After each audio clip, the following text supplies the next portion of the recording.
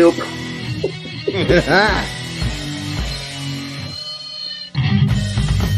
Ride that horse. I wish we could just do that part. Like that. We should just splice that up. Have that be the thing. Well, Remember we was talking about doing an intro. We was gonna tackle each other and everything. yeah. Well, you never come over, so I can't tackle you digitally. I wasn't trying to get tackled anyway. Oh, you weren't. You were going to be the tackler, not the tackle-e. Oh no, man. We may be too old for that shit. That may happen, and that may happen and be the end of the show. You do it and everything's funny, and then like later on in the week, you're like, man, we shouldn't have never did that shit. Because now you got a permanent thing on soreness from some. I'm on the IL. Like you're talking about me. You're talking about me in the injury report. All right, there. Well, welcome, ladies and gents and kiddos and whatever that you want to identify as. We are back, and this is week 7, right? Yeah. Yep. Week 7. So we're about midway through the regular season of the fantasy. Yeah. Well, yeah. This would be the midway point. So, expect the next episode that when we kind of go over our week and everything. Kind of expect a bit of a mid-season review or whatever you want to call it, just kind of how the outlook looks for the rest of the year. So that'll be a fun little episode to do. But y'all know the format. You seen today the injury train just don't stop it. You just keep chugging like choo choo, like we're gonna kill your whole team. Like God, like I said, after my 2 quarterbacks. Chubb, gone. Next one was Debo, now gone. Yeah. And who knows how long? It's like, well, they're saying till about week 10, which makes my trade I did this week even better because I traded. What was it? Tony Pollard and Derek Ayuk. For Ayuk and Tank Dell. So I'm just like, holy shit! I just parlayed a number 1 for the next 3 weeks at least. So. I mean, I don't mean to I guess kick you when you're down, but get down and stay down. Yeah. You don't give a fuck. Don't even act like you do, because I mean, in real life, yeah, we care, but in this shit, in real life, in this, fuck you. So when you go down, I'm like, fuck you. Yeah, it's a weird little dichotomy of feelings. It's like from the personal standpoint, you're like, oh, this dude can't get a break. But then the fantasy world, I'm like, So yeah, a little bit. Like a little bit. Like this, you went through your years of down spiral, so you you was all high and mighty last year, the year before. So yeah, you like to see. It's like watching, like we talked about the Patriots fans. It's like watching the Patriots lose. Wonderful. Yes, sir. Yes, it's wonderful to see them losing. It's like watching them this year. It's like, this is what it looks like when your team isn't good. How's that feel? Got Bill Belichick going to McDonald's, getting sad. Yep. All right, so y'all know the format for Saturdays. We start going over all the games, who to start, the injury news, all that jazz. So there's a lot of games, obviously. All right, let's start off with the 6 teams on the bye, because I don't recall us really even going over that on a Tuesday episode. Yeah, we did. Yeah, we did. Okay. We did, but it's Houston, Cincy, Tennessee, Jets. Oh, you didn't have that wrote down? No, because we already went over it. I didn't think we were going to rehash it. Who's the other 2? I'm just saying, I mean, since we're going over the matchups, it's just like, you might as well just make sure people know that, hey, we're not only are we going to be rambling off less matchups, there's less teams to even talk about. Well, all right, let's see.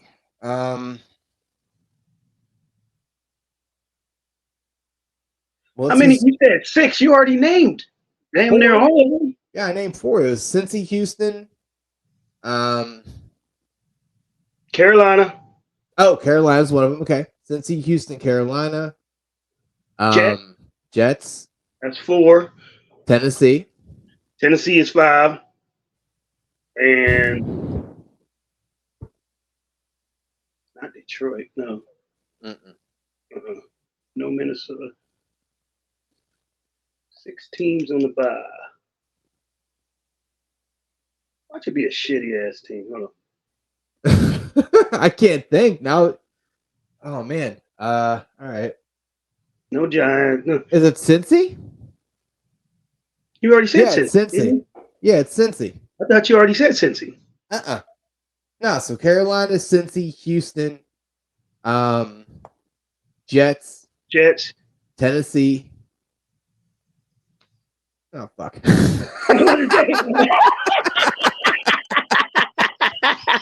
Holy shit.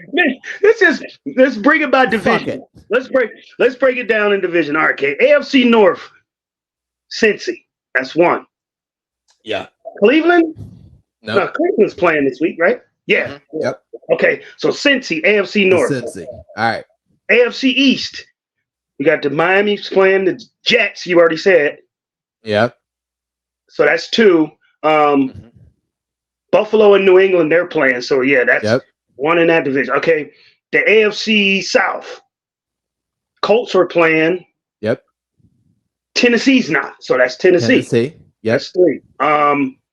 So I guess they may have took 1 I was from gonna say, is there one for I was just gonna say, from each conference? Yeah, like I mean, okay, and then AFC, I said North, South, East, AFC West. Chargers and Chiefs are playing each other, and the Raiders is playing, as well as Denver's playing. So they don't get nothing off. Nope. Okay. So now let's go to the NFC North. Chicago's playing. Minnesota's playing. Detroit is playing. Let me write this shit down. Tennessee, Carolina, Tennessee, Jets. Okay, there we go. We said Cincy, Tennessee, Jets. That's 3. And then you said Carolina 4, Houston 5. Oh, so there's 2 from the South. So it's Houston and Tennessee. Okay. So 5, and then there's got to be another NFC team. That's the one we keep missing. Which is a bitch because I already said them. I forgot. Because we forgot Cincy, then we added them, and I forgot the one I didn't have. The Rams play, of course. They play sorry ass Steelers. Yep. Arizona and Seattle are playing each other, and then who else is in that division? Rams, Seattle, Seahawks, and Niners. Cardinals and Niners. Yeah, they're all playing. NFC North. We already said the Bears are playing. Bears or Raiders, yeah. Yeah. Green Bay is playing Denver. Detroit is playing Baltimore. And Chicago is playing LA. We already said that, right? Yeah. Minnesota's playing San Fran. Okay. So you know what? Fuck this. Hold on. I don't. It's 1 NFC. We are missing somebody. I'm trying to think. NFL buys. NFC West. All right. Let's see how stupid we are as people. Carolina sent. Oh, Dallas. We didn't mention Dallas. Okay. Dallas. I told you it's 1 more NFC team. Yeah. So it's Carolina, Cincy, Dallas, Houston, Jets, and Titans. Dallas. Okay. Neither one of us mentioned Dallas. Sure didn't. Okay, now that we've killed about 10 minutes of the stream for no fucking reason, let's get down to business. All right, so I feel there like I are brought that up. I was like, "Hey man, remember the accident from last week? Let's watch the train wreck one more time." right. And Oh my we could goodness, have been like, "Hey man, I thought one dude got hit. No, that other dude got hit." it's ridiculous. And the worst thing is I was like, oh no, we got it. No, sure didn't, because definitely didn't mention Dallas, so I don't know. I didn't say Dallas. I forgot all about him. Mm. That's America's team. We're supposed to. That should have been the first thing out of our mouths. That proves that that's a bullshit cliche or tag. America's team. You know who's America's team? Detroit. Detroit is America's team right now. Yep. Yeah. In 2023, America's team is Detroit. Okay. How fucking weird is that? Wait. All right. So, no London games. Which, no honestly, early games. All right. I'm not mad about it. I'm not mad about it because I don't like watching one singular game. I'm weird now with Red Zone. So Red Zone has spoiled you to the point where you can't even watch a singular game. Right. I'm like a commercial. What kind of communist shit is this? So, first game of the docket. And what same thing as always. I'll do the away team. You do the home team. So Atlanta is visiting Tampa Bay. Strangely enough, there's really no injuries across the board. Evans was a little limited in practice, but generally it's more like just a Veterans Day rest. So not really any injuries to kind of speak on. So we'll just kind of go to the start sit deals. So Atlanta, I mean, Dijon Mustard all day. Run him out there. Yeah. I guess since Drake is on a heater, you can put him in, but he's liable to goose you. So it's kind of one of those weird. In a pinch, I guess you can put out Ritter. I don't know if you're in like a serious, you would be in a third grade classroom with a little girl pinching. I mean, that's a serious pinching. I mean, I would definitely Desmond Ritter. You got to be fucking. I would definitely start him in a 4-quarterback league. 4 quarterback league. But I'm saying 6 teams on the bye, we almost got to throw out that whole. If you're in a pinch or if you're desperate, because it is desperate times at this point. So yeah, and some people are stuck. I mean, not for nothing, he's looked better. I'm gonna add a little caveat here when I lead into you. So the over under is 37 points. So, not really a offensive juggernaut game looking here. So, is this in Atlanta? No, this is in Tampa. Yeah. So, go ahead and cover the Tampa side here. Not really much to talk about.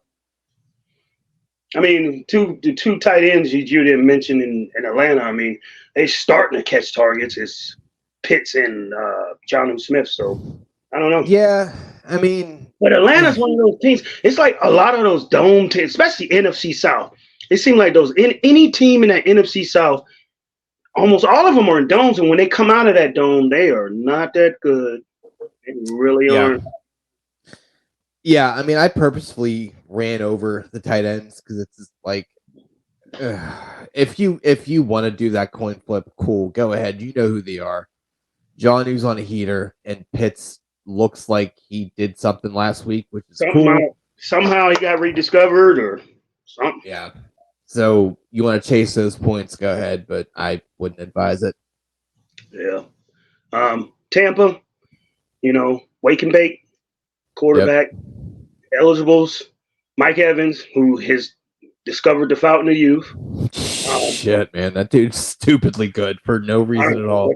I mean, if he could fix his hamstrings, I thought he was at the back end of his career, just like D Hop. I thought he was almost done, and I don't know what the hell got into him this year. He might get investigated for PEDs or something this year because he's playing. I mean, as long as he doesn't have to face Lattimore, I feel like he's all set. The mother, they be throwing blows every They time. do. I love it. I love it. They hate each other. Uh, Beautiful. Watch they end up being like best friends or like cousins or some shit. Just like 10 years later down the road, we're like, nah, we were just fucking with y'all. yeah. But yeah. Pretty much happened in Wu-Tang. This ain't got nothing to do with it, but in Wu-Tang Clan, I mean, you would look at Ghostface Killer and Raekwon, and they look like they brothers. They can't be inseparable, but if you watch the story behind it, them two dudes hated each other. They shot at each other the whole nine before they joined Golly. the whole clan and whatever, yeah. But Huh. now, if you look at them now, they like, you can't find one without the other. But they, growing up, they hated each other. It really Well, did. goddamn, the more you know. Sheesh. That little NBC thing that goes across the thing. Yeah, that little rainbow. The more you know.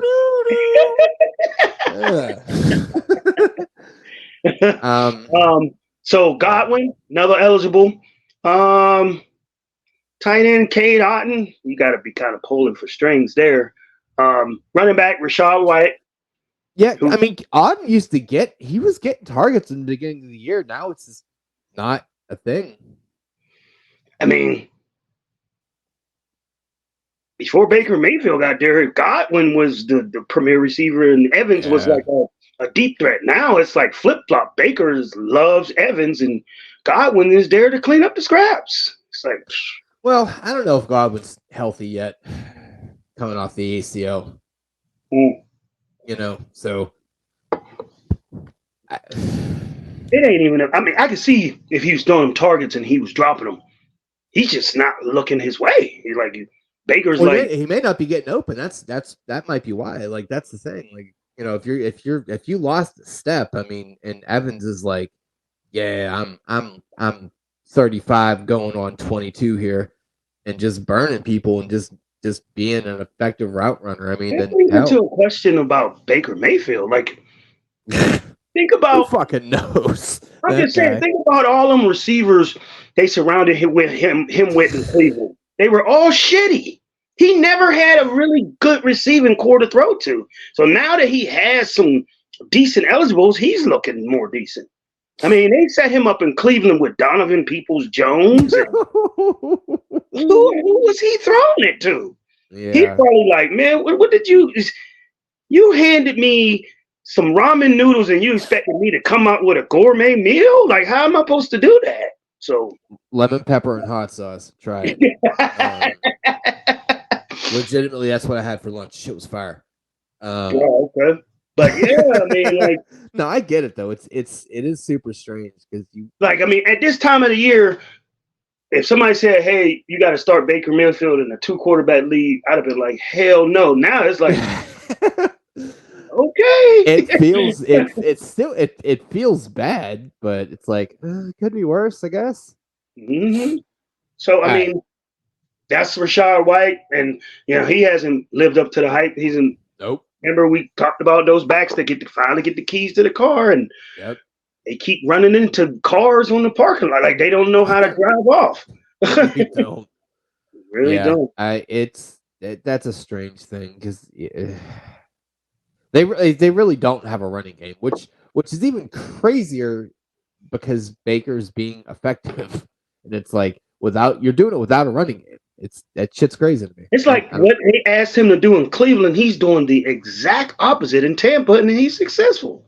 Like in Cleveland, they said, don't even think about throwing it too much. You got Kareem Hunt back here and Nick Chubb. Hand it to them, and don't make no mistakes to lose us the game. Now he goes to Tampa, and it's you have no running game whatsoever, and you got to win it for us, and he's doing it. Maybe he needed that pressure. Like maybe he needed that pressure and then actually have people around him. Because before it's like, yeah, don't lose the game, which is in its own right is its own separate level of pressure. But it's in like Cleveland, did they have a quick yank? Like, because in Tampa, there ain't no yanking. Who you gonna yank them for? I don't know. Blaine Gabbert or some shit? Like, who is I don't even know the backup in Tampa. So I think free. He probably playing free. Like, they can't yank me for shit. I can just go out here and he may also be playing with like reckless abandon, just realizing like, look, I haven't done shit my whole career. I got literally yeah, we nothing to don't lose. know because it could be the reckless abandon. He got a different set of circumstances. He liked the pressure, or maybe it took him that many years to learn how to be able to read defenses. I mean, look at Geno Smith. I mean, took him a while. I mean, some people are late bloomers. Like when they get all that pressure heaped on them and they're the first top 10 pick, it's sometimes that shit get to you. And then as you settle down and you don't have as much on your head and you can play freely and you're more mature enough that you ain't worried about the spotlight. You're gonna actually take instead of Friday night, I'm going out with party with the boys. I know I'm gonna take the playbook home and actually watch some film. And or he literally could have just been depressed because he had to play in fucking Cleveland. He wasn't depressed making all them goddamn commercials. I used to hate. I'm like, man, God damn, how many commercials is this dude in?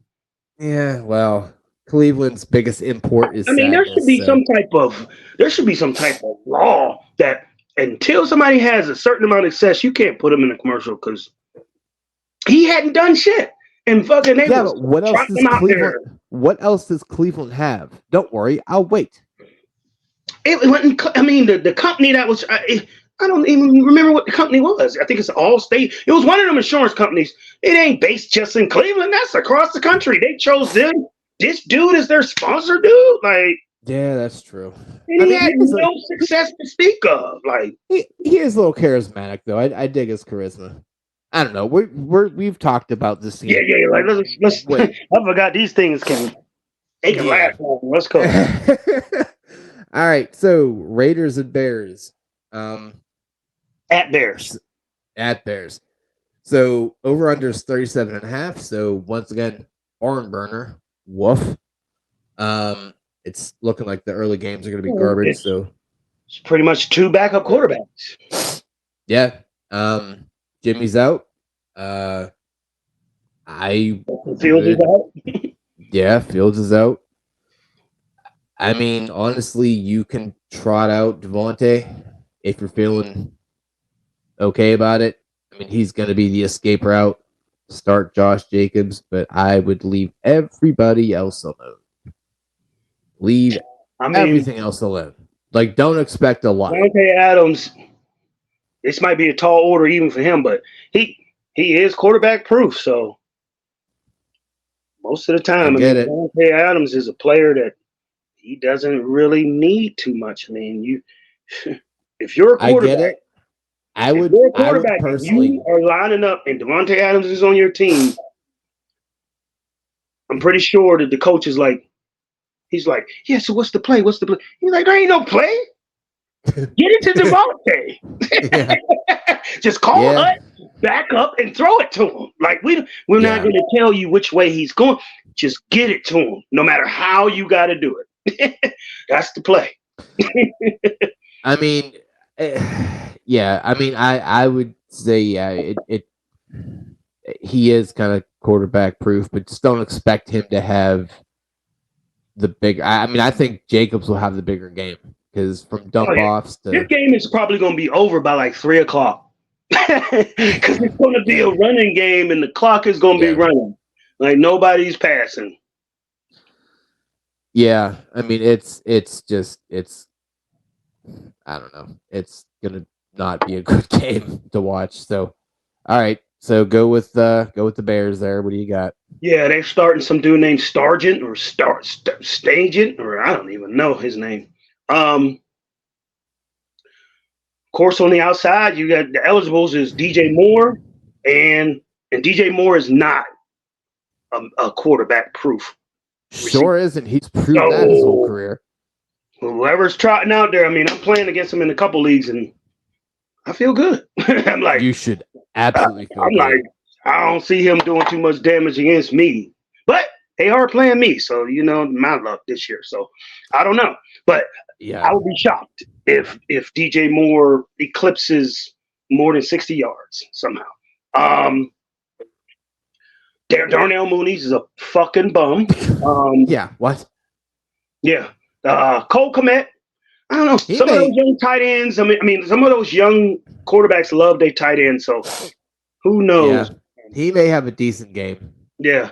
And then he's the running probably not back, going to get a tutty. But they got the dude Foreman, but then they got the Darrington Evans dude mixing in, and then supposedly Travis Homer. So, I mean, I got the Evans. I mean, damn, what was his name?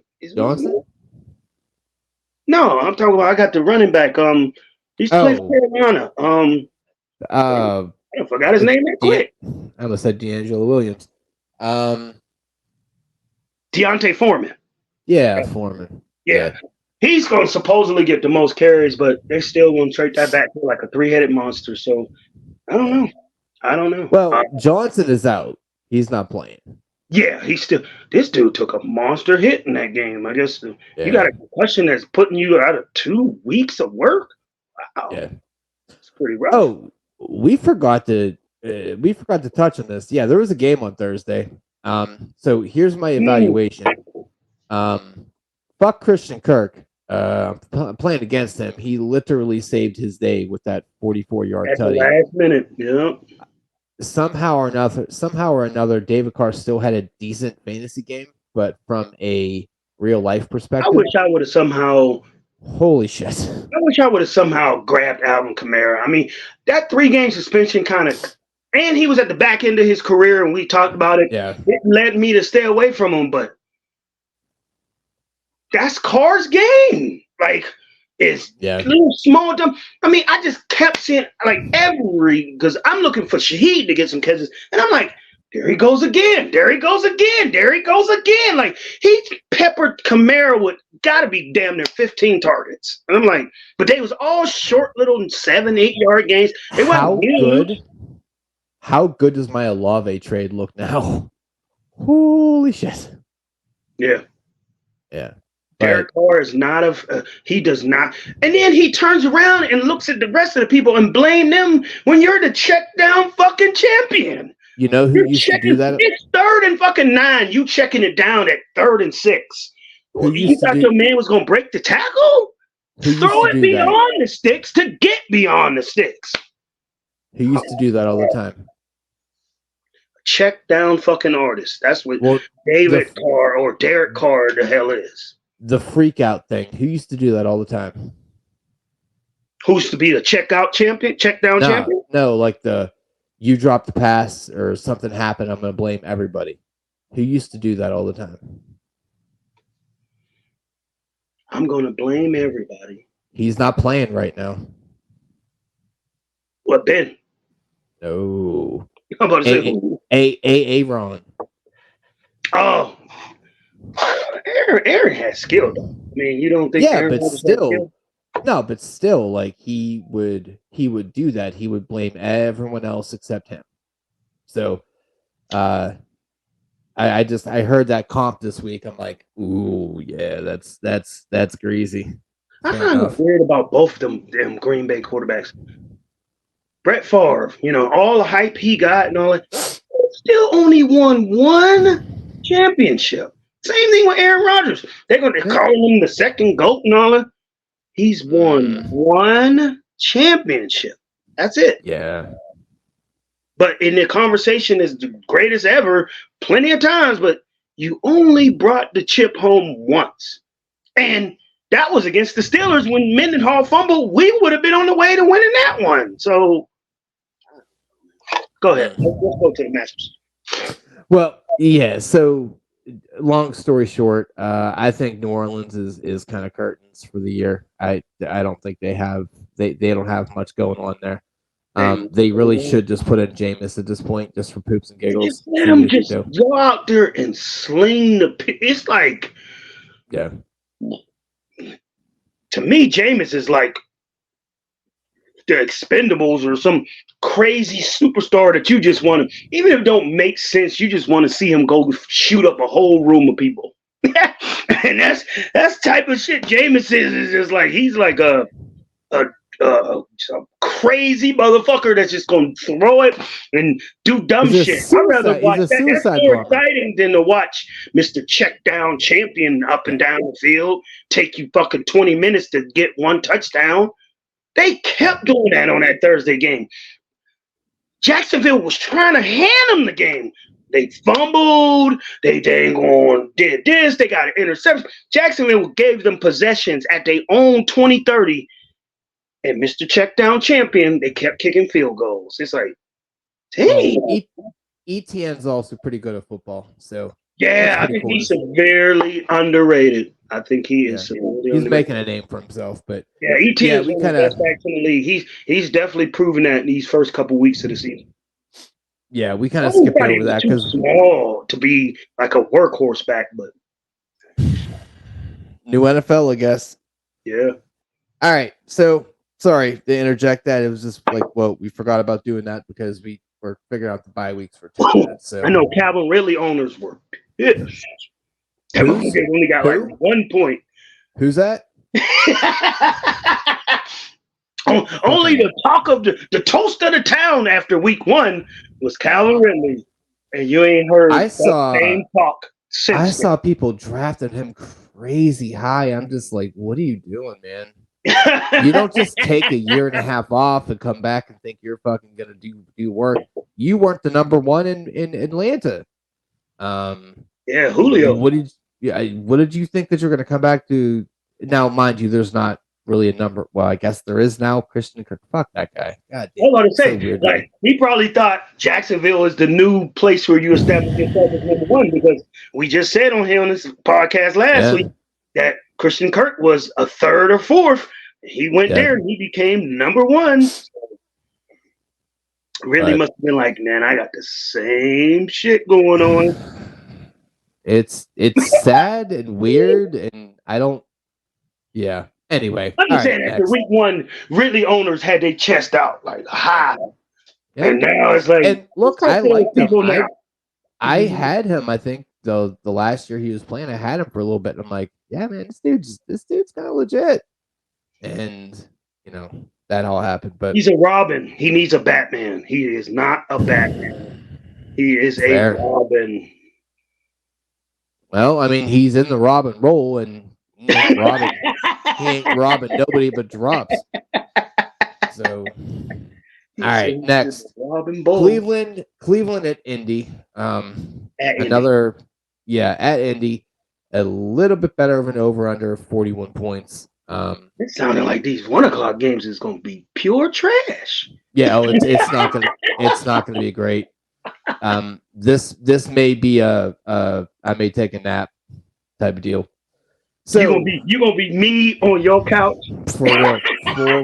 I will find some shit to do. I'm like, I got some kind of work. Every time I would come over, I'd be so excited, and then like an hour into red zone, I'd be like, like, man, you don't get the fuck up. Well, you know what? Listen, this actually may work out because we bought a chainsaw today, so I'm gonna go cut down a tree in the back. So, you got a chainsaw? Dang, goddamn right.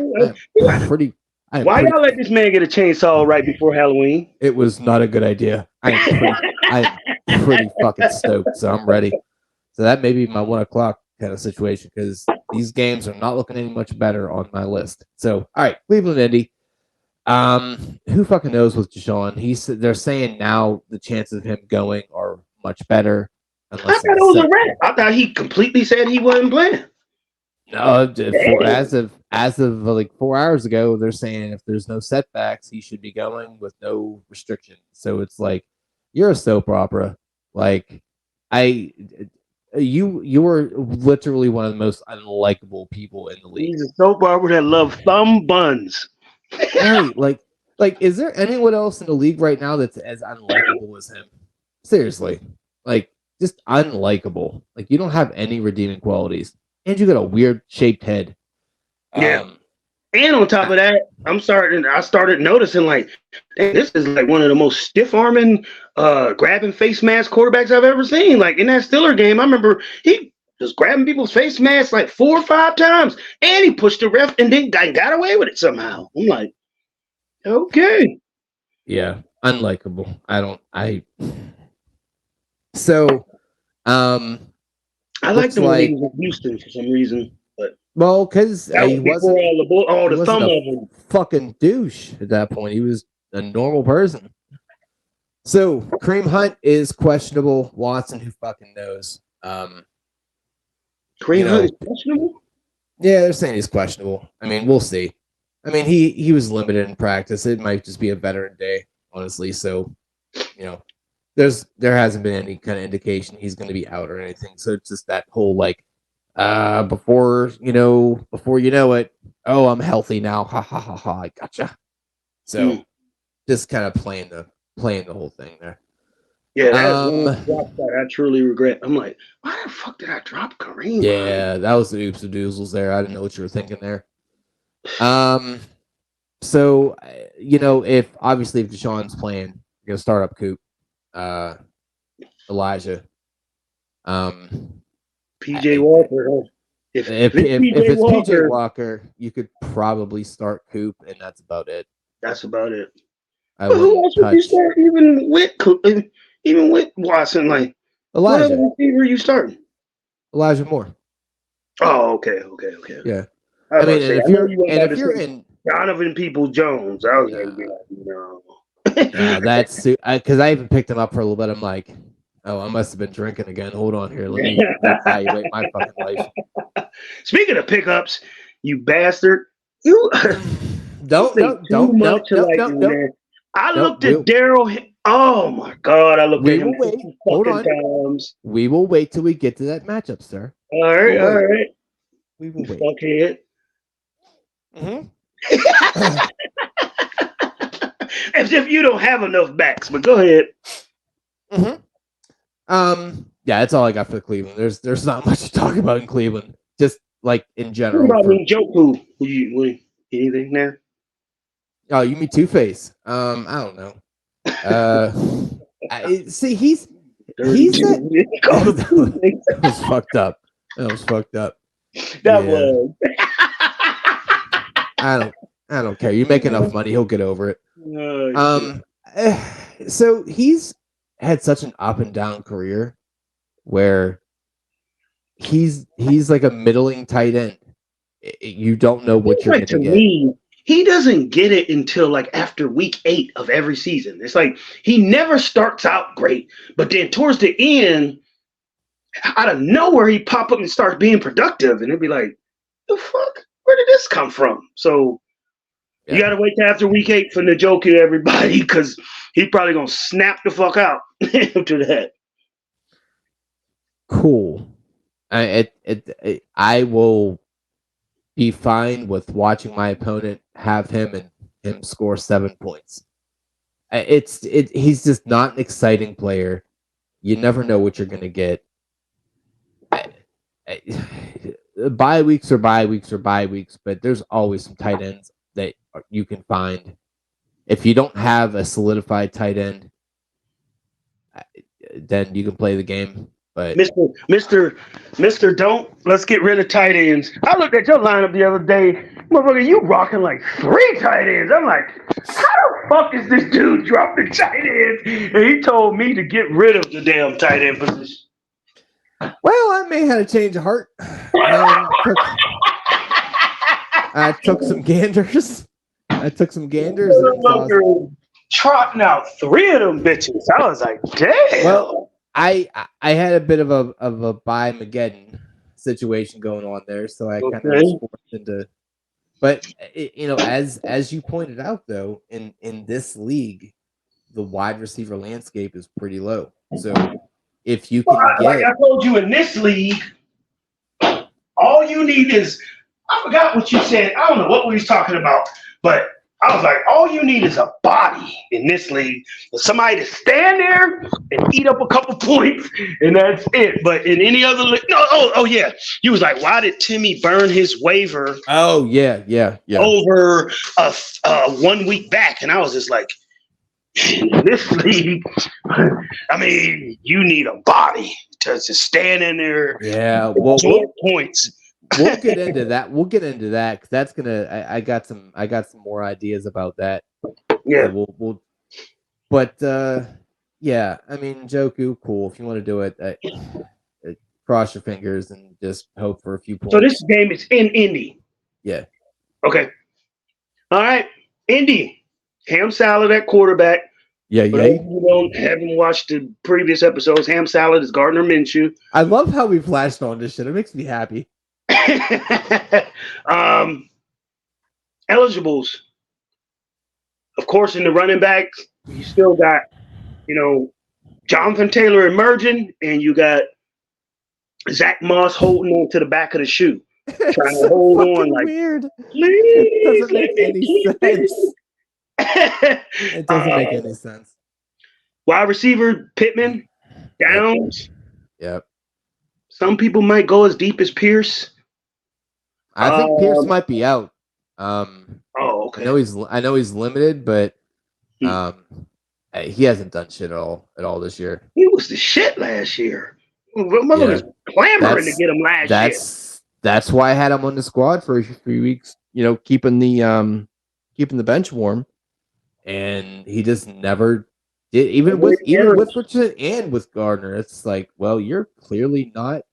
I mean, if you not only did you not progress from year 1 to year 2, you let another person come in and become relevant. Like now Josh Downs is relevant. I never even heard of this kid. So now that he's relevant, he's the new you. You gotta find another role or something. Another obviously it ain't producing. Another white guy bites the dust. That's how that works. The wideout world. So that's it. Yeah. No tight ends to really speak of.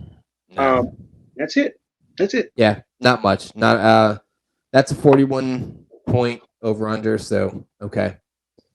Highest as of yet. So I'm about to say, don't worry. It gets worse. At least it's 4 more points than the other 2. Well, it gets even uglier. So Washington at the Giants. Cool. Division game, yeah, fun, great. It's trash. Like, what is it? What do we got going on here? I mean, not much. If it wasn't for fantasy, what would you be doing with these games? Like chainsaw, dude. Chainsaw.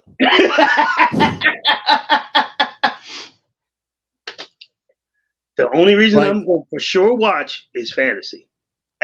We have to get. That's why we talk about fantasy, and that's why we got this show dedicated toward it. For those of you that never tried fantasy, you're going to go out and try to do some shopping at Coons or something during this time.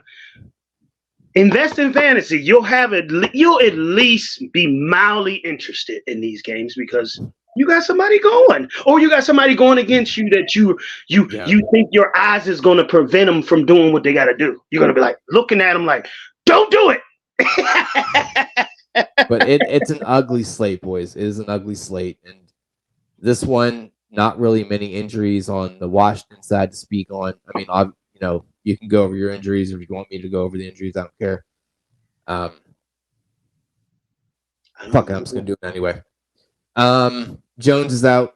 You probably weren't gonna play him anyway because he's Daniel fucking Jones. I would. Barkley. I'm thinking about my other league rocking Washington's defense just because. Even if Jones was playing, I was gonna probably rock that defense. Yeah, I don't blame you. I mean, rivalry games, divisional games, at least in this division, tend to be real low. They don't really pop. They're like defensive struggles or more offensive struggles, but whatever. Mm-hmm. So Barkley, limited throughout the week. He'll probably play. He played last week. He'll play again this week. It's not a new injury. It's just kind of if he didn't find a setback or anything, he's definitely going to trot out. Yeah, and that's about all he's going to do is trot. So there's that. I still feel good about starting Howell on Washington. I think he's a decent quarterback. I think he's a gunslinger. I think he has that kind of attitude about him. I don't know. I like it. Like a gun bait. Yeah. You can play the roulette game of Brian Robinson and Antonio Gibson. I always go towards Brian Robinson because I think he has more of the juice. I think Antonio. Well, he gets more opportunities, but I'm going to try it out in Gibson just in the hopes of a vulture touchdown because Here Well, lately, he's he been doing is the catching back. He is the catching back. He is that guy and you never know who's going to start the drive, who's going to end the drive. There's literally no rhyme or reason. So it's the same thing as right now with Moss and Taylor up in Indy. Like you don't coin flip. Whoever gets it gets it. So I feel fine playing either one of them. Scary Terry, obviously get him. You can. People are dropping Is it Jahan obvious? Dotson. Is it obvious with Scary Terry? I mean, Yeah. in our league, of course, you would never sit him down. But if I was in a 10-team league and I had another option besides Scary Terry, I would pick him. Yeah, I feel like the pedigree is there.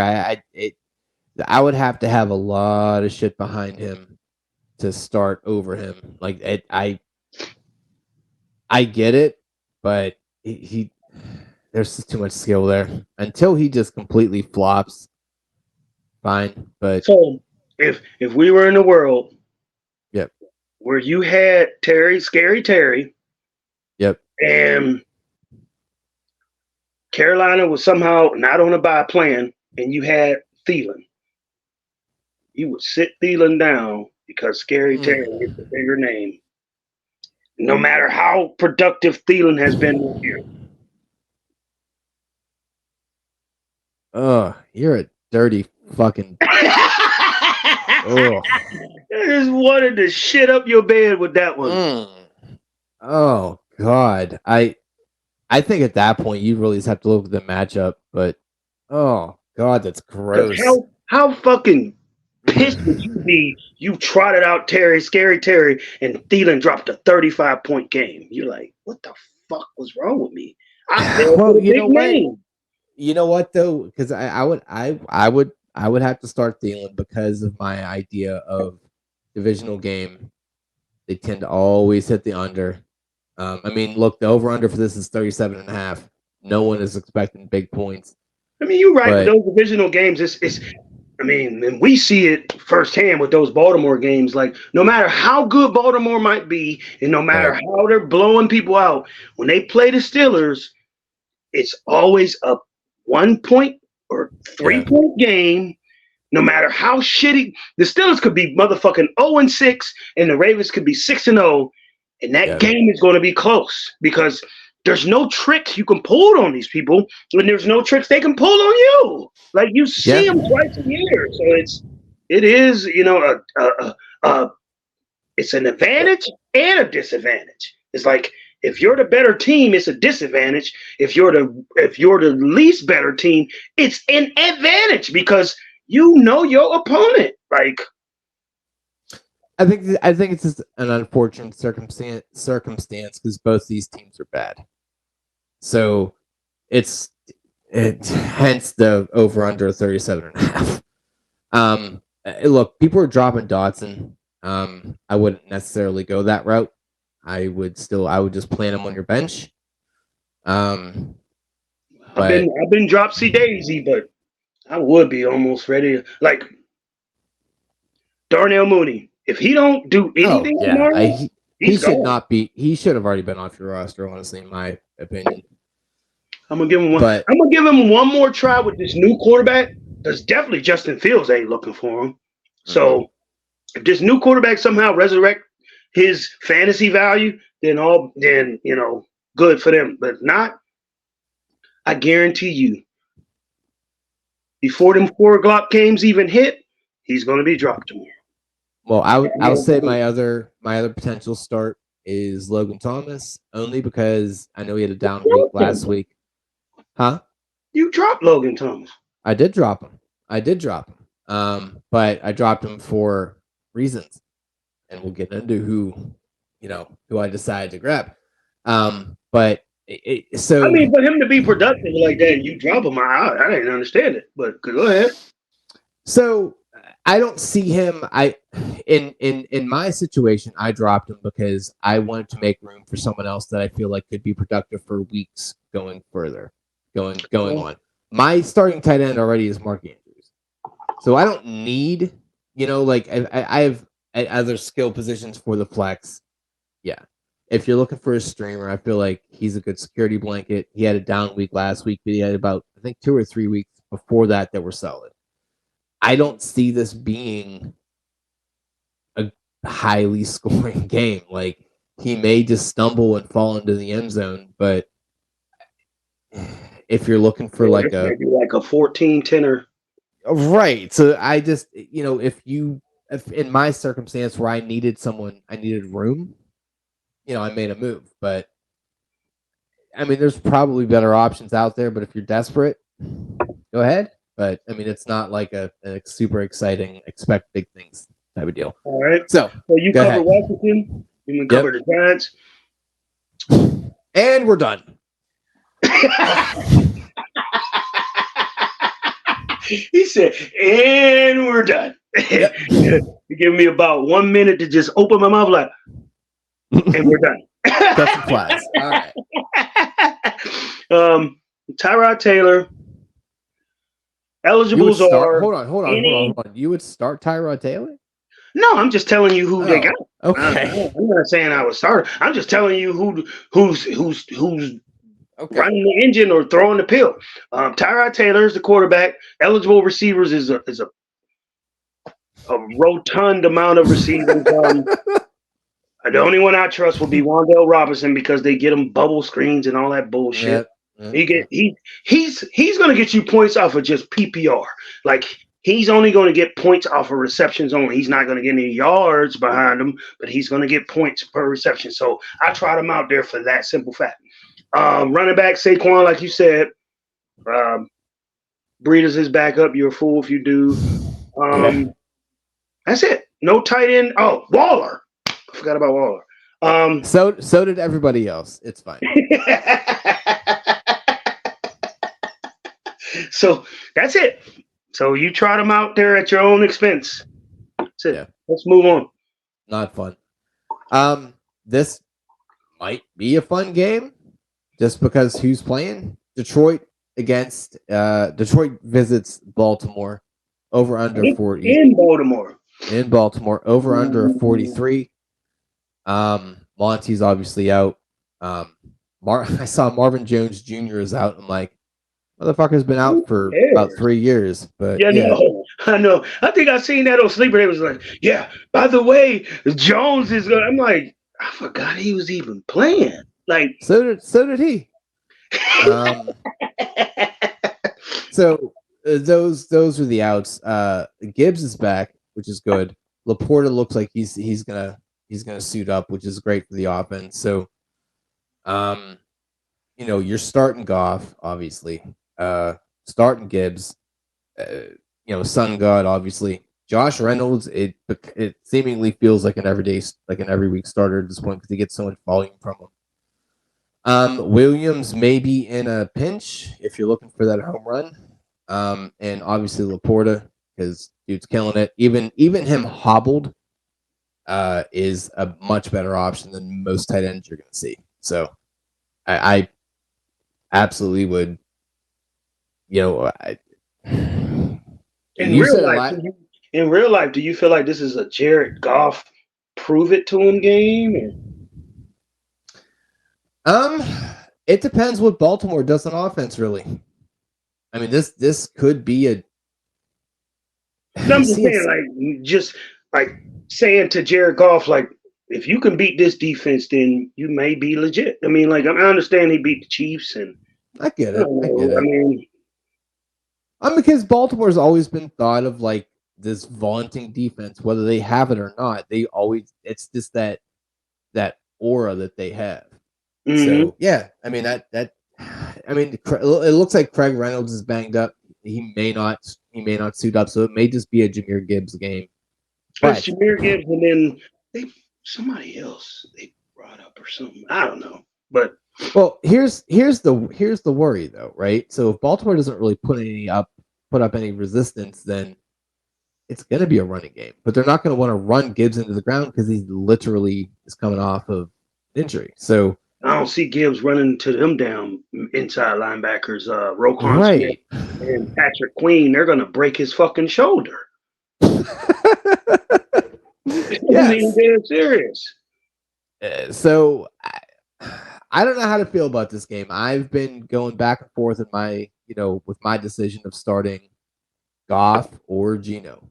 So I don't know what I want to do.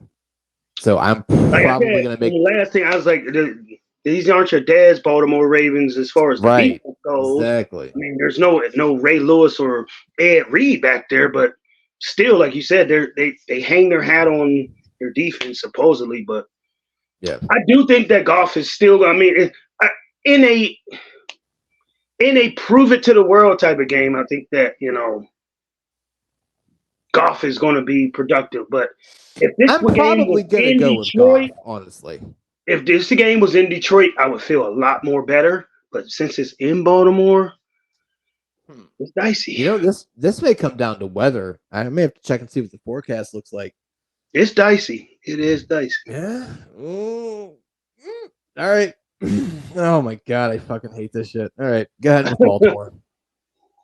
Go ahead, talk about Baltimore. I know you're super excited to do that. Well, everybody know Lamar Jackson. You trot him out every week. Yep. Zay Flowers, eligible. Rashawn Bateman, trash. Not eligible. Yeah. Odell Beckham, trash. Yep. Mark I didn't even write those people down. I forgot they were even people.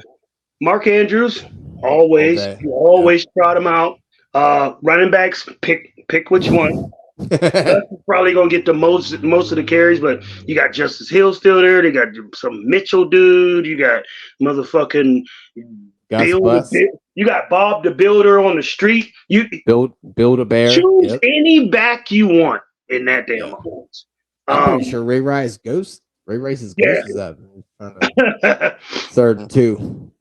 Damn, that dude really got exiled out of the league because he uppercutted the fuck out of his damn girlfriend in that damn elevator. Yeah, but Deshaun basically fisted like 4 broads at a massage. Yeah, and let these broads put their thumb in his oven, and he's still in the league. But Ray Rice uppercutted the shit out of some broad that was clearly talking shit to him. But I mean, he was trying to play Street Fighter. I get it. I mean, what happened? I'm not condoning, and I'm not, signing off on any type of abuse. But what Ray Rice did happens all the time with tons of these players. It's just his shit happens to get caught on. Yeah.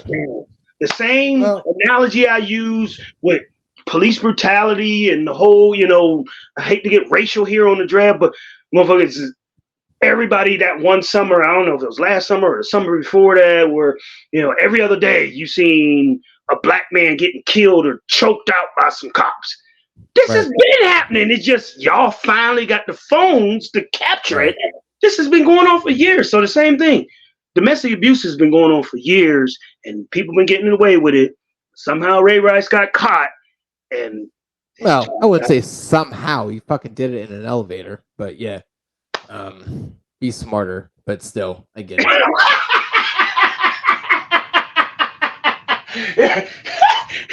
He said that shit so because he was like, he's so smart. Ain't he smart for what he did? Look, I mean, look, I'm once again, I'm not condoning it, but if you're gonna like scrap with your broad, like do that shit behind closed doors. I mean, he should have been like, and no matter how much shit she was talking, he should have been like, well, come on, wait till we get to this garage. Like he uppercutted her and then dragged her ass into the elevator. Like, bitch, I ain't finished with you. Let's go. I'm like, what the fuck are you doing? Jesus Christ. Anyway, you put us on a tangent with that Ray Rice shit, but let's go. All right, that's it for Baltimore. I mean, that's a boring. So that's a 43 point. I mean, that will be interesting. Just that's probably going to be. That's the most competitive game with the two teams with the best records, pretty much. In the 1 o'clock game, right? Yeah. You got any more 1 o'clock? Yeah. Yeah, there's one more. Oh no. Oh boy. Speaking of uppercutting people, Bills at Pats, with an over under of 40. Okay. Here's what we're gonna say. So Josh Allen got a little banged up. That dude's made of metal. He'll be fine.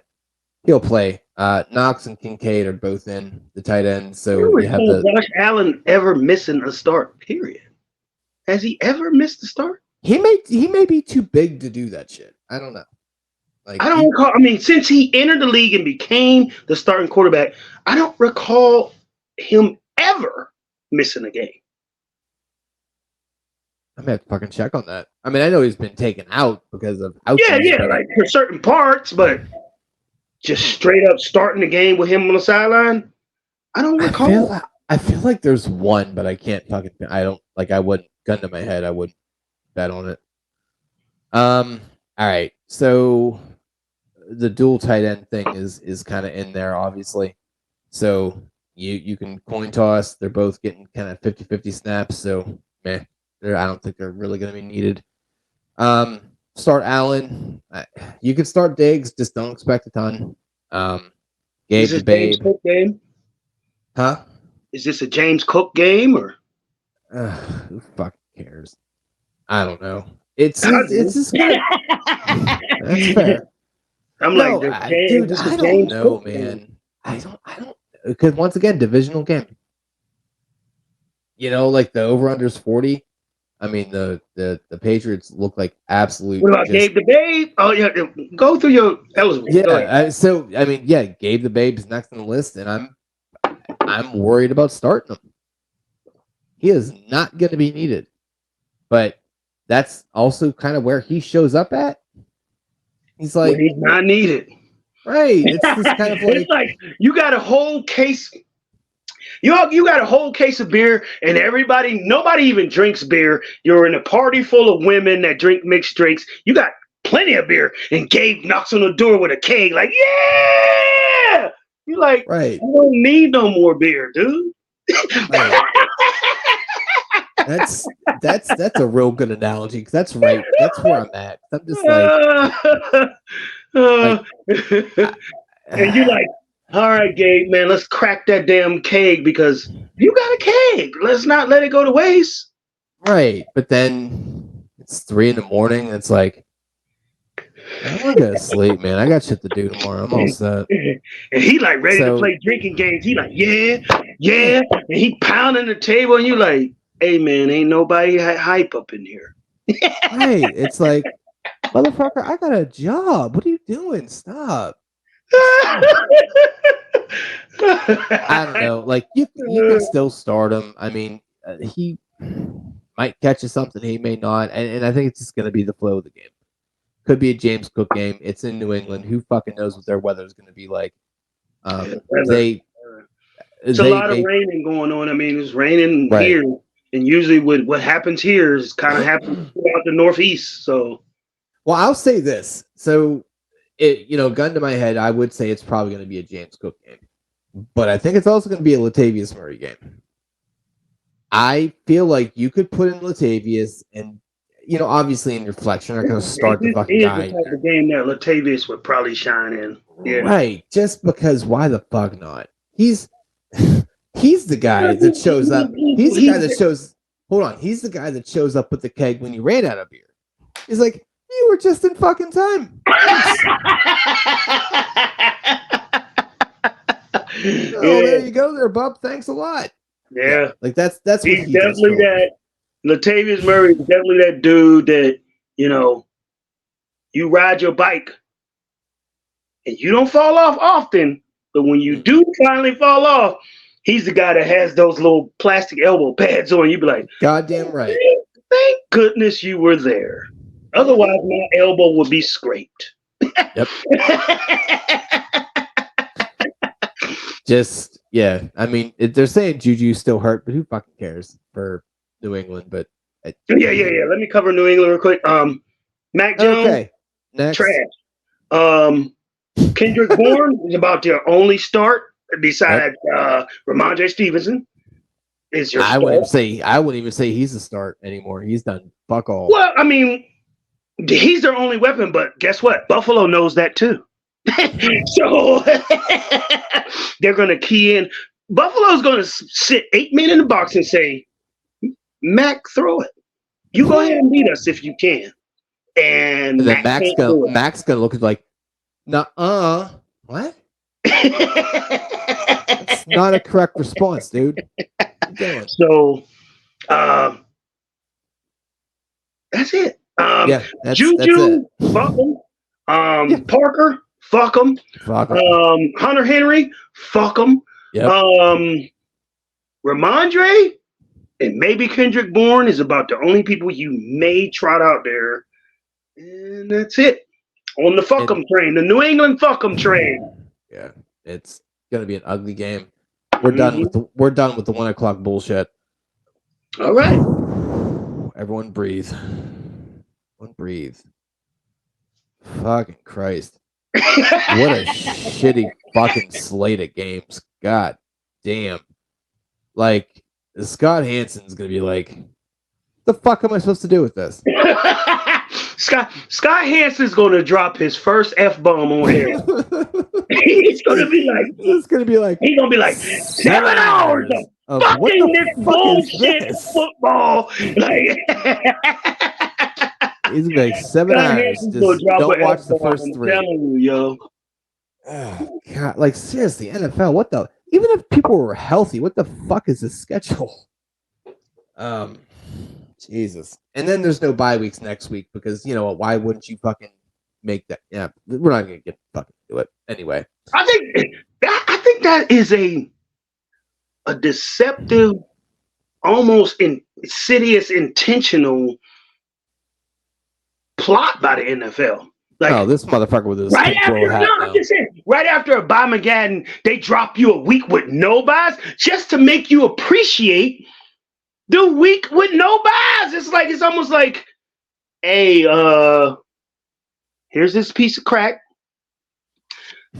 smoking fool, and then, hey, we're gonna hand you that piece of crack, but it's a little bit smaller and it's not as powerful. And then, as soon as you be like, man, hey man, I'm about to stop smoking crack, and then they hand you that good full piece again, and you be like, man, I'm fully back on crack. Yeah, this is why terrible. You already know this that. is why I do the analogies. That's Moving forward, it is. It's like for them to sit there and have a bye McGadden and turn around and not have no buys. That was intentional. It's very weird because there's no holiday. Like I would expect that to be on. No coincidence. You know, right? There's no reason. So either. No, I got no clue. I don't know. But because we discussed on the previous ones where you should have maybe 2 or 3 teams on a bye consistently every week. For them to be doing and making sure it's a lot they take away and then a lot they give back, that is intentional to enhance their product. There may be something to it. I mean, I still think you're batshit crazy, but yeah, fuck it. I'll go with it. Fair enough. All right. What do we got here? First game, Cards and Seahawks. You covering the Cards? I am. So, I mean, the interesting news is Kyler is back. Sort of. I mean, he's at least going to start practicing. That's always fun. Yeah. Josh Dobbs' luck train has. I was gonna say you can put out Dobbs just if you're because I will say I think Dobbs is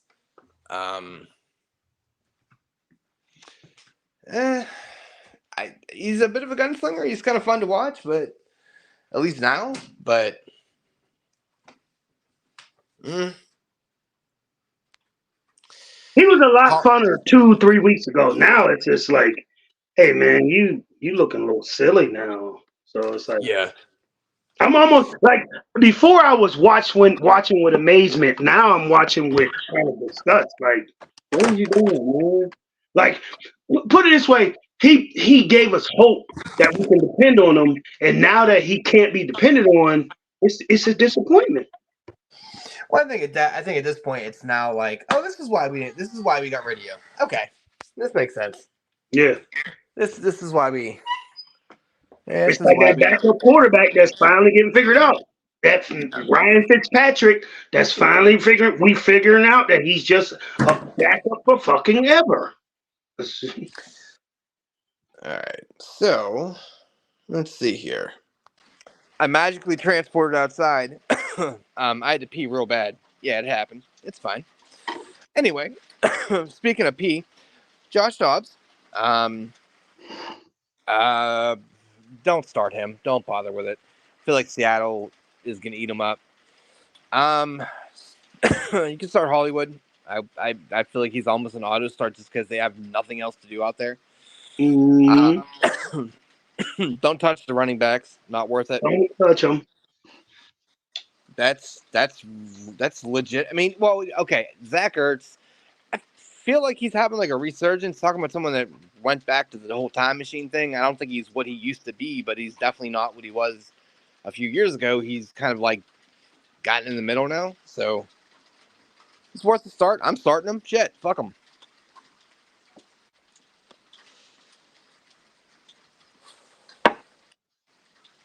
All right. You Yeah. done with them? Yeah. Seattle. Same story. Eligibles. Nothing new has emerged. Gino, um, who hasn't been playing like last year's Gino, but still serviceable. Your two wide receivers. You got Metcalf. You got Lockett. Lockett's banged up. JSN. Lockett's Huh? banged up. Lockett's banged up. Oh, He Lockett is off the injury report. He is starting full he go. is. When that happened. I want to say Thursday. Look at Lockett's. Shit, I did not see It that. says he has no injury designation at all. So, Ooh. Interesting. Okay. All looking right. at Metcalf. Now Metcalf is banged up. So they're Yeah, saying but that he's a little. It's the same injury as last week. Well, they said that it was in a rib and a hip. They said the hip is kind of new, but well as you know, and I know Metcalf, he never really misses a lot, so he's gonna probably go out there. So if Metcalf He's leaves in game, that's one thing. But yeah, JSN, I think we really got to wait until one of them get injured to really see his full potential. he's killing me, man. Like I was excited to trot him out because I thought Tyler was hurt. I thought he wasn't going to go. I was like, hey, JSN, get in there. I mean, Metcalf is questionable, but Tyler Lockett is a full system set. Well, fuck. All right. Mhm. I'm catching that damn echo again. So it definitely got something to do with you going outside. But running back, Kenneth Walker. Yep. Charbonnet didn't clean up Charbonnet's carries. out. Oh, he's out? Okay. Yep. No tight end to really speak of. Uh-uh. So that's it. Yeah, that's all I really got. I mean, Walker's gonna fucking eat. Kent Walker's gonna be a great play. If you can play him, put him in there twice. But yeah, I mean that's the over under is 45.5, so should be at least a better game than what we've experienced during the morning, which isn't saying much, but yeah.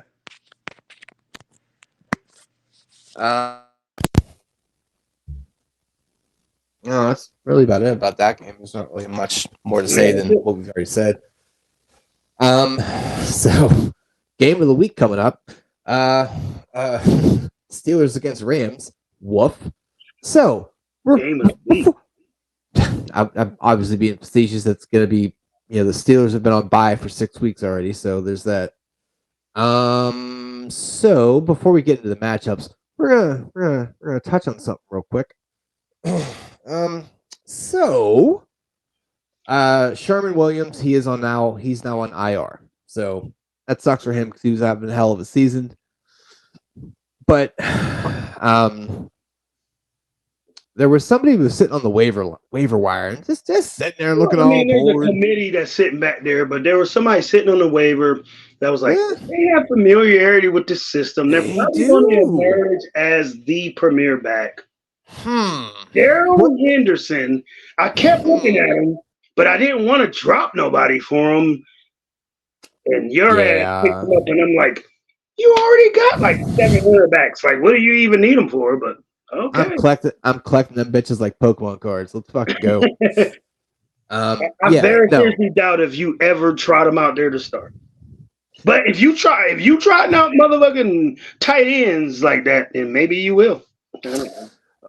He's an absolute wait and see thing. I'm looking to maybe get a week out of him, but it's more of a play just to keep him away from anybody else, just in case he does become something. And if he does, then I'll get the week or two out of him. I mean, I'm mad, but I'm not mad because it's like I need backs, but at the same time, it's like even when he was the dude. Yeah, do you want to have to make that decision? Even when he was the man at Los Angeles, he wasn't that productive. So it's like, what am I getting mad at? Because he had less competition, and he still couldn't secure it. Like that's why Cam Akers emerged. It was just like, okay, it's not a fun decision to have to make. It's a wait and see thing. It was like he was the new hotness when what was the one back that was fucking great, and then he just fell the fuck off the side of the earth? Todd Gurley? Gurley, yeah. And like Henderson was a sexy pick opposed to Gurley. And then once he finally got the keys to the car, he kept hitting shit coming out the damn parking lot. Like how many stories have we had about that, man? It's funny because it's always a running back that can't secure his role. They are great. They're like the greatest backup ever. And it's like, is that the same thing going on with Jaylen Warren and Najee? It's like Jaylen Warren is sexy in Pittsburgh because he's way better than Najee. He seems to be. But if you give Jaylen Warren the keys to the car, will he hit fucking cars coming out the parking lot? Well, I heard a stat actually about that. And it's gonna kind of shock you a little bit. So Najee's yards per rush are 3.9 and Jalen's is 3.6. Jalen is getting all the pass play. So all right, well let's get into this fucking matchup. Over under 44. I don't know how that's fucking possible, but cool. Freiermuth is out. He's back on IR because he's not built for football. Ain't that funny? You have to cover the Steelers. Deontay Johnson's back. That is it's wonderful that you got to cover them because you hate them. Like I'm over here sounding like Keith Olbermann and shit. It's not that I hate him. I just hate. I don't like what this team is right now. It's just so depressing because it's not even that we're great or we're terrible on offense and great on defense because we're not. Like we're just bad all around. It's fucking sad. Yeah. So Johnson is back. You can trot him out there. He will catch passes probably. You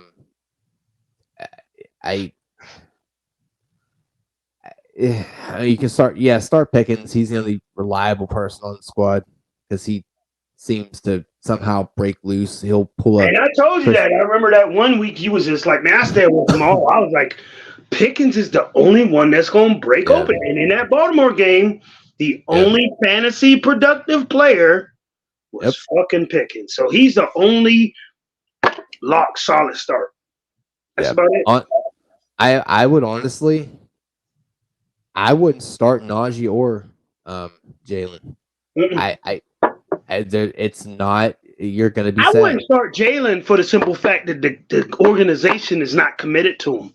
It's like no matter how many. It seems like at this point, just like them not firing Matt Canada, they're not gonna fire fucking Najee Harris. It's one of those things where no matter how productive the backup may be, or how no matter how ridiculous Matt Canada's play calling might be, they're not gonna make a move. And it's just like someone obviously has dick pics of somebody on that team. Like there is some fucking bullshit happening that no one's trying to lose their job. I don't know. But stay away from the offense. Just stay away from this game on the offensive side. Start if you need to, but I'm quite sure if you're in a 10-team league, you have a better option than Pickens or Deontay.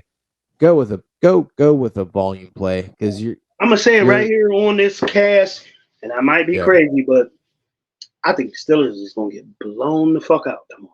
you're not crazy. They're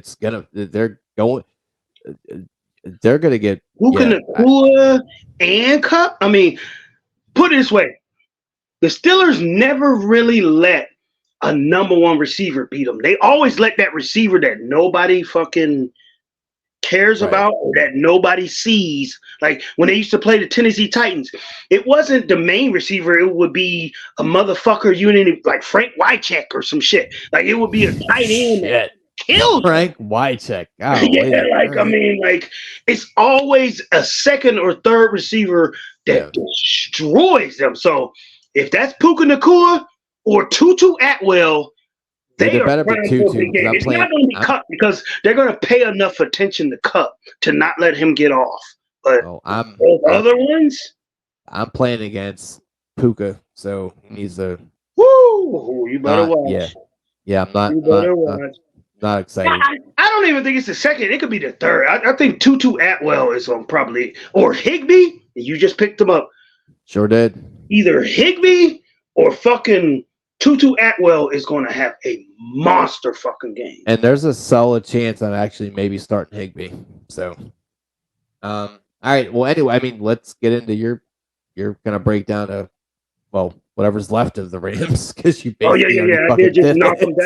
down. Stafford is pulling all the controls. Of course, you got Puka out there, you got Cup out there, and we just talked about Tutu, and we got Higby.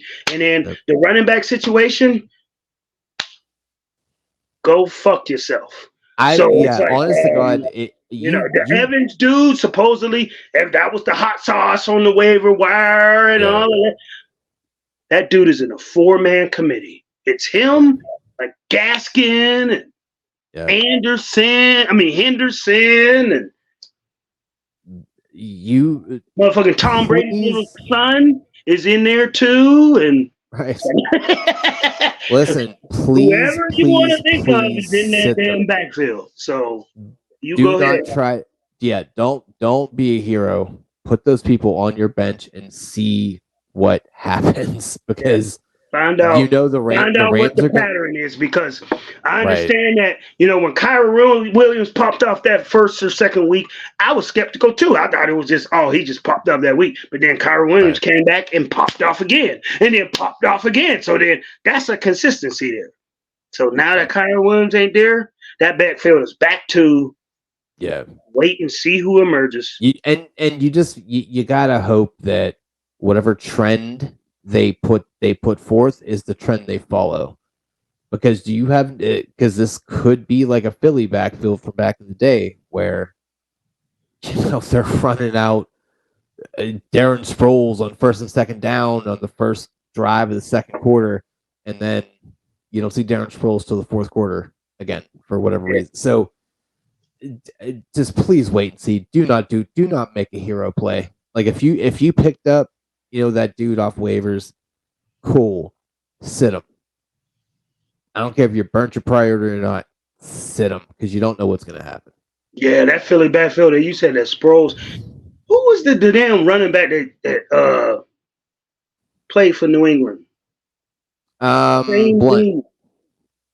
Yeah, LeGarrette Blunt. Yeah. So you said Sproles would be the man for the first quarter, and then LeGarrette Blunt would take over the second and third quarter, and even some of the fourth, and then Sproles would come back in, and you're like, the fuck? And that's if they're only and that's if they're only doing the two, because I mean at that point I think they still had Boston Scott. I think at that point, but yeah, it just was. Yeah. But yeah, there's not much to be had to this game. It's more of a let's see what the Rams backfield like. That's the biggest storyline of the game is what the Rams backfield's going to look like. To be honest. All right, so the next game, which is a big boy game, 47.5. Chargers against KC at KC. So Chargers, Allen has been on the injury report. He will be fine. He's an old man. They're just giving him his days off. Allen is taking the same type of crack that Mike Evans keeps. Exactly. So they Um, have rediscovered themselves, and they became when you thought it was time to write them off, these Right. two have emerged. Right. So your obvious starts are Herbert. Palmer's kind of an obvious start just because they need to have a number two, and he seems to be the second look. Allen, Eckler, obviously. It is. I will say, being an Eckler owner, it was so nice to see him play football again. Very nice. Yeah, It's even if gonna he wasn't even that wildly productive in that Monday night game, but you was happy to just see him right, back and not looking hobbled or limited. right. I think they're gonna have to unleash him this week. Like he's going to be an absolute necessity. So, yeah. I mean, it's kind of straightforward. Not really any injury designations to speak of. You know who you're going to start. Don't get cute with it. Oh, actually, so there's another thing while you're doing your deal here. I did. What's interesting is KC traded for McCole Hardman, so a little bit of a reunited thing, and I I decided to know. I pick up. seen you hop on that like Timmy hopped on Julio Jones or some shit. I'm like, what is you doing? But okay, So, well, here's my logic on it, just so we can clear it up. okay. There's not a number one out there except for Kelsey. From a wideout standpoint, there's not a number one. Yes, there is. He's emerging. He's just a rookie. Yeah, I Rashad get it. Rice is I the get number it. one receiver. I get it. But is he that much different than Hardman? He's a downfield bat. He's a downfield receiver. So I feel like I think he's still learning, but at the yeah. same time, almost any. I mean, they're not even putting him out there, but when they do put him out there, they usually throw it to him. So Well, so I had the same ideology I had for Henderson for Hardman. They have a relationship. We'll see what happens. I'm not by any stretch trotting him out. to me, all Kansas City did was add two Marquez Valdez Scandons because Yeah. Miko Hartman is Marquez Valdez MVS before he got there. Yeah. And Yeah. he's going to be him after he got there. It's like now they got two field stretchers that can take the top off the coverage if you don't Right. be careful. But most of the time, these dudes is either going to drop the ball or they're not reliable. But just the threat of them being able to do that forces defenses to back up, Right. give Travis Kelce some more space, and Rejay Rice is more of a possession receiver that can eat underneath with them too, just like Tyreek Hill. But Rejay Rice ain't no Tyreek fucking Hill. No, but I mean, this is a straight wait and see move. Just roster spot. I dropped Noah Brown for him, and the reason I dropped Noah Brown because I picked him up a few weeks ago. That's before I traded for Tank Dell.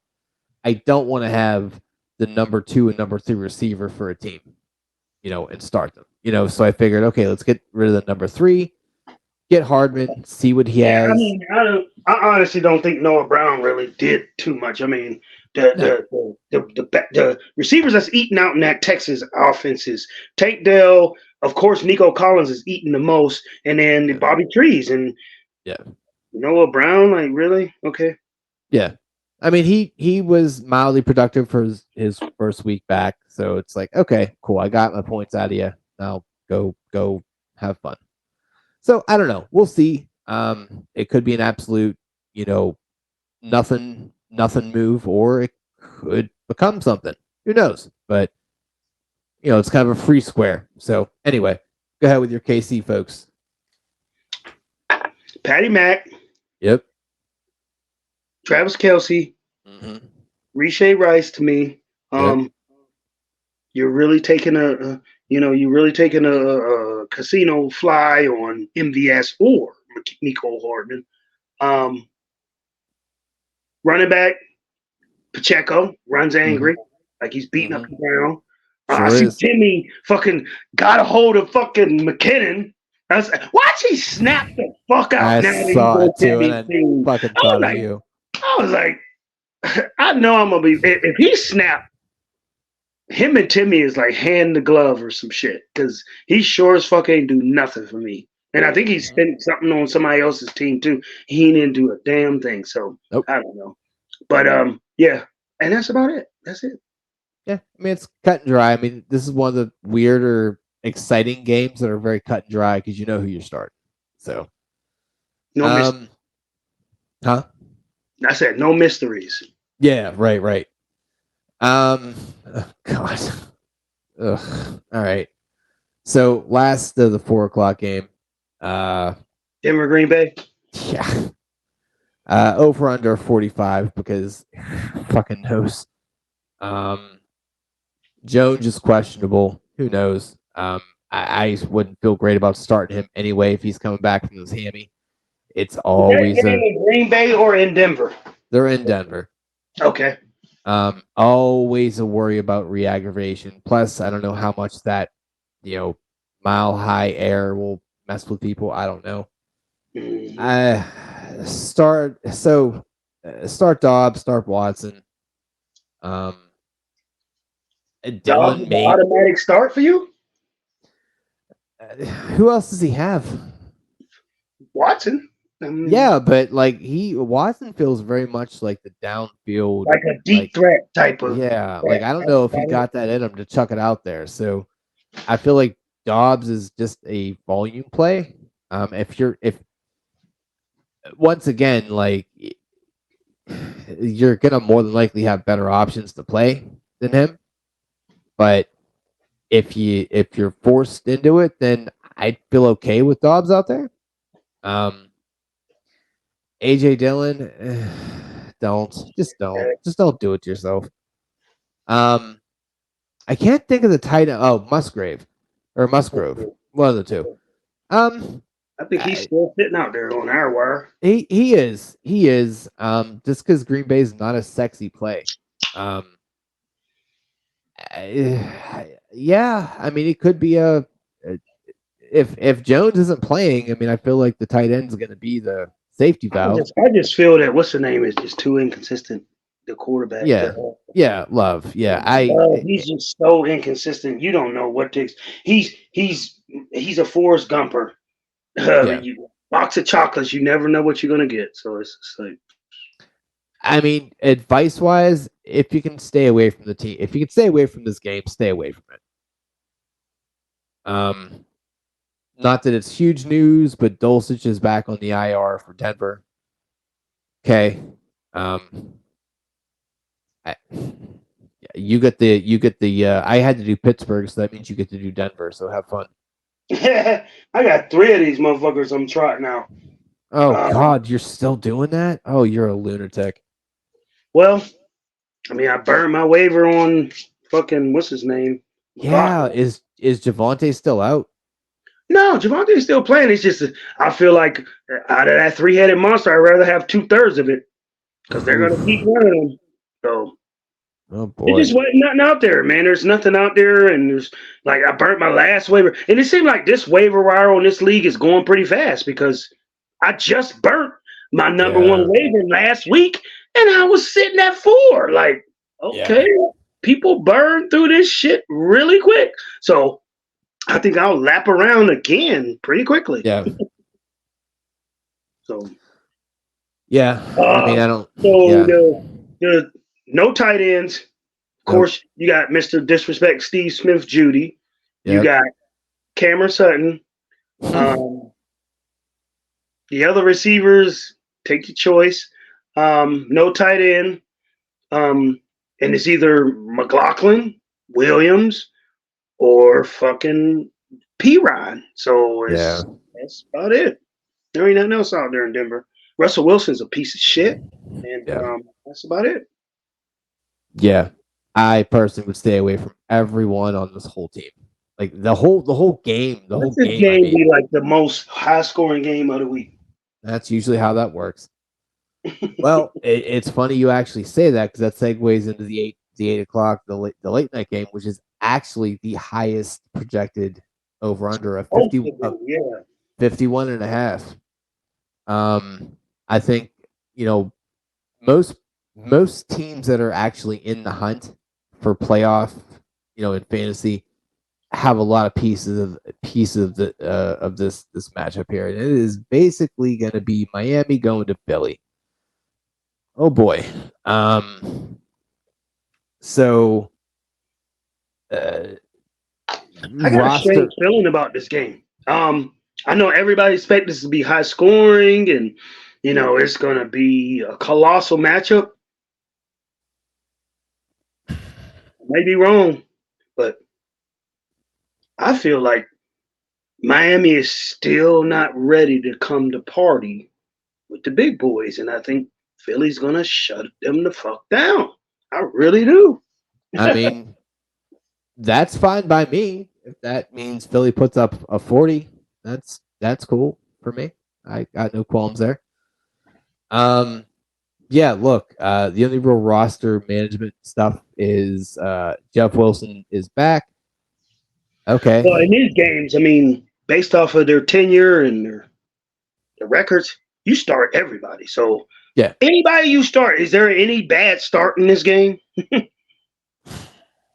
So Goddard is questionable. Devontae Smith is questionable.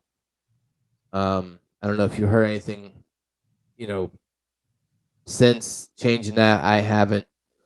I mean, look, I'm looking at, who you could start. I mean, Tua, Tyreek, Waddle, Mostert. I would even look. It's not a pretty play, but Barrios keeps getting the ball. I feel like in a weird, strange universe, you could start Barrios and be like, "Fuck it, I'm okay with this." Definitely in our league, hell yeah. Yeah. As we saw, the news wire came by. Julio signed with Philly because why the fuck not? And they elevated him from the practice squad today, so he's definitely putting pads on tomorrow. So,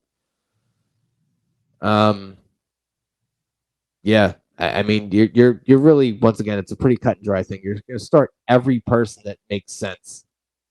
Who you got for what's your Philly evaluation here? Well, you got Jalen, of course, pulling all the controls, Yeah. including the brotherly shove. Gimme. He said, "Give me." Gimme. AJ Brown, pretty much best receiver. I ain't gonna say best receiver in the league, but right up there in the top five. Devontae, everybody said that he was skinny Batman. No, you're not skinny Batman. You are Robin, and you proven that you are Robin. AJ Brown is Batman. Goddard, Mr. Swift. Oh, I forgot about Swift. Golly. He said, Dude, I got so many This pieces. is like I got so many pieces of this Philly. is like a strawberry cake to you. Like you just keep biting into pieces. Like Oh yeah, look, I got Mostert. I got Mostert going. I got Hurts going. I got AJ Brown going. I got Deontay or got Swift going. So I'm like, I got fucking pieces.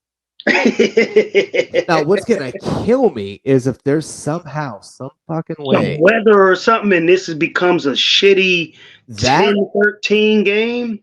That or I'm completely getting blown out and I have no shot and I can't even enjoy the game. I will kill myself. Just because it's so fucking it feels so good, man. It sounds weird to say that to another guy, but it's fine. Just oh god, it's just such a it screams of like this should be just an absolute balls to the wall fun game. But yeah, you're right. Who knows? It is in Philly and it has been rainy. And rainy around here, so that can trickle over and fuck up the scoring. Right. Yeah. So that's really kind of that's Sunday. That's the highest over under. So we go to Monday, and this is probably the scariest game of them all. And it's 49ers and Vikings, and I think it's the scariest game of all because one, who knows what's happening with McCaffrey? Nobody really knows. Debo was up in the air, but they kind of nailed that down today, where they're like, yeah, he has a hairline fracture, so he's out till week 10 at least.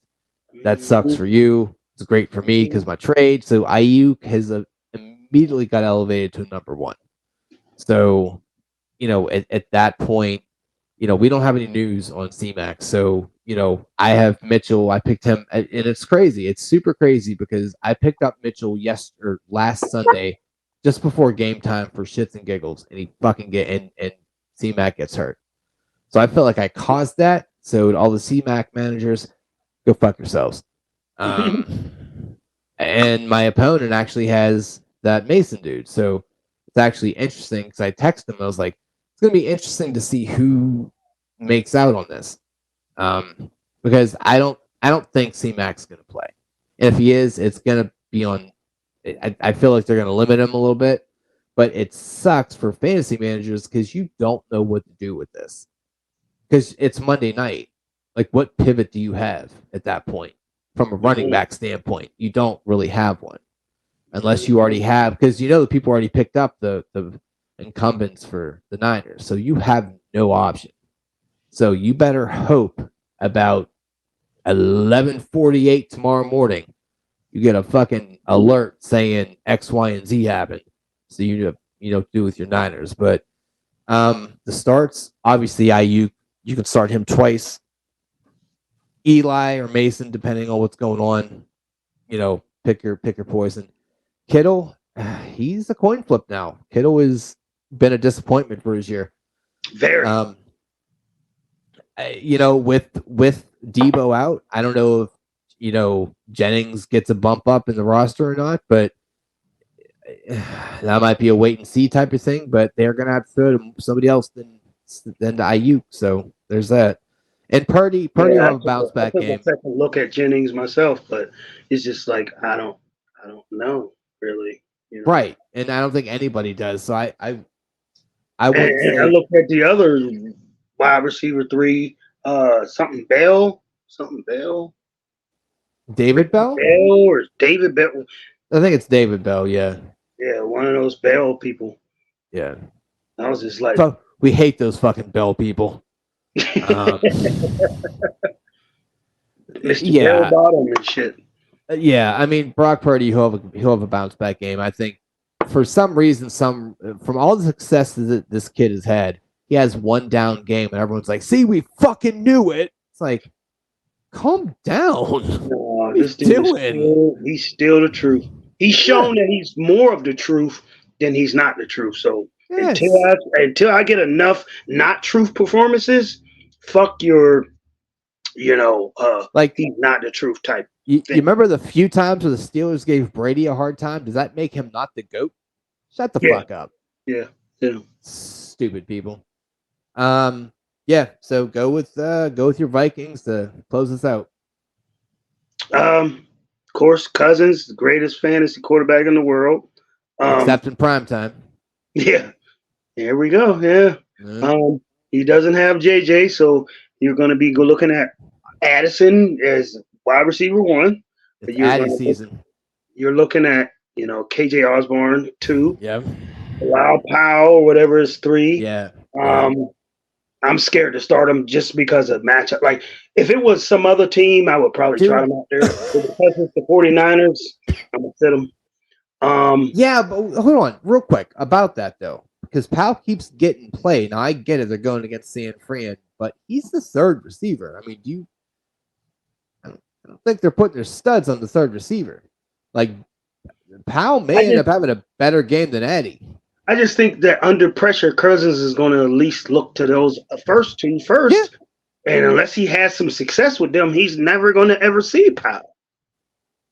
Fair enough. Okay. And then Hawkinson, tight end. Yep. Who knows with San Fran? And then Madison, who knows with, San Fran? It's like, usually you try to sit down all your players against San Fran. I mean, all that bullshit that happened and them losing to Cleveland and all that, San Fran still should have won that game at the end. And their kicker missed the field goal. So their defense didn't let Cleveland explode. Their defense didn't fucking go anywhere. Their defense is still sitting there. San Fran went in there with like, this is going to be super, super, super easy. And I think they I think they They played fell victim themselves. to the any given Sunday. I mean, they're them and Philly. They went in. Philly went into the Jets like this is a cakewalk. And soon as you let if you're a boxer and you always got your guard up, and motherfucking you learn how to knock people out, keep doing that. As soon as you start putting your hand down and taunting, you will get knocked the fuck out. And that's what happened to both of them. And here's what's bad for the league. Since that happened, both of those teams are going to come out for blood. Fucking snapping. Someone. If You just poked a proverbial bear. You got them. Now they're fucking pissed. It's gonna be so fun to watch because I have so much skin in these teams. Oh, but yeah, so that's about it. Sleepy boy. I about to say, I took you over. Now you in my realm. I pulled a Timmy on you. I put my arm around you. Now I'm about to take you around the corner and fuck the shit out of you. Cause you on my late time. I pulled a Timmy on you. No, see, you keep forgetting I can make reels and I will pull that shit together and be like, my friend threatened to rape me behind my house. That's good. Mm-hmm. Well, they said and I can't feel my tooth now. Oh yeah, I'm prime. I'm ready to go. You better watch out.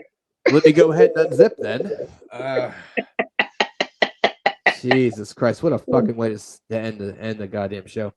So yeah, look,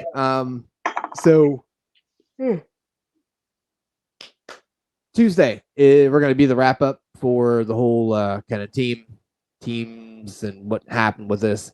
It's gonna be a bit of a kind of a mid-season show as well. Kind of feel stop poking your fucking tooth. No, I'm just like grabbing under my jaw because I can still feel it being real sore. Yeah, but, well, usually if you keep poking it, he gave me some Vicodins and shit, and I'm gonna definitely take advantage of those tomorrow. But mainly the penicillin to get rid of the infection because I can taste the infection. Like you can, like when you taste that shitty type of taste. I know what you're talking about. Yep, you could tell like a tooth is infected and shit. So yeah. Well, I'm glad they found out what was up. So I mean that's always good. But, now that you're back off the IR, that's good. So we can get back to Tuesday and Wednesday. Wednesday is going to be the monster episode. Yeah, it is. It is. Oh, shit. Yeah, it sure fucking is. Nice. Well, Tuesday is going to be the kind of week wrap up. We're also going to kind of touch a little bit more on how we kind of feel about our midseason, teams, where we started, where we're at, where we can go, maybe, touch on some mistakes fantasy managers make there too. So it's just gonna be kind of a fun little episode, a little wrap up deal. Wednesdays on the X's because we, I had my dude come in last Wednesday to kind of pop in for Jermaine because his tooth. Good episode. Give it a listen. And we'll do our monster countdown on. I'm thinking what we could maybe do is do a monster countdown.